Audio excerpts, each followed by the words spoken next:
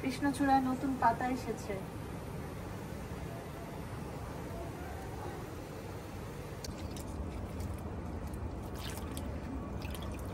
এটা হচ্ছে একটা বিশেষ সার, গাছের খাবার, গাছ তরতর করে বেয়ে উঠবে।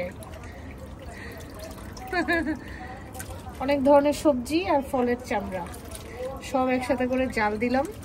জাল দিয়ে এখন হচ্ছে পানিটাকে ভালো করে কসলায় নিতেছি, নিয়ে এটা ছেঁকে নিব। ছেঁকে নিয়ে সবগুলা গাছে দিয়ে দিব। পানিটা এই স্প্রে জারে নিয়ে নিব।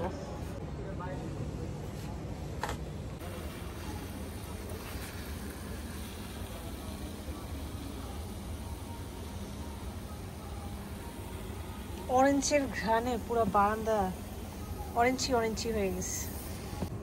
ছেঁকে নেওয়ার পরে কি সুন্দর খয়েরি একটা কালার বের হয়েছে।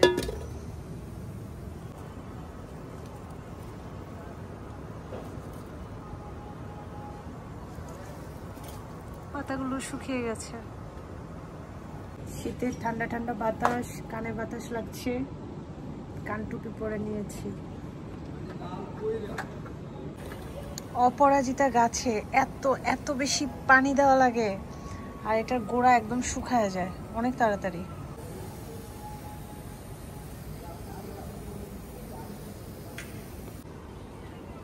দারুণ লাগছে ফুলগুলো।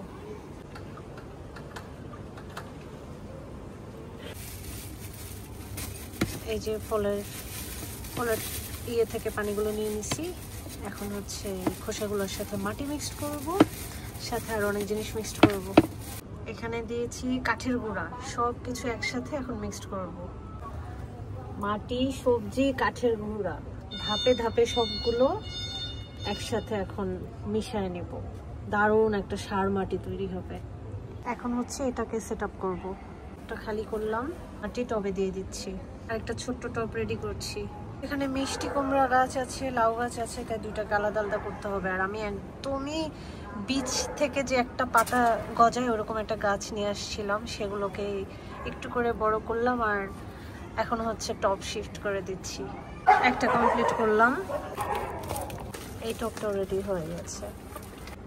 গাছগুলো বেঁচে আছে, এটাই আলহামদুলিল্লাহ। অনেক দূর থেকে এই গাছগুলোকে এনেছি। জার্নি সহ্য করে সবগুলো গাছ এখন পর্যন্ত বেঁচে আছে। আর এদের একটু যত্ন না নিলে কি হয়। বিশেষ সার আমি ওদের জন্য বানিয়েছি, সার দিলাম। এখন দেখার পালা কেমনটা হয়, শেয়ার করব সবার সাথে।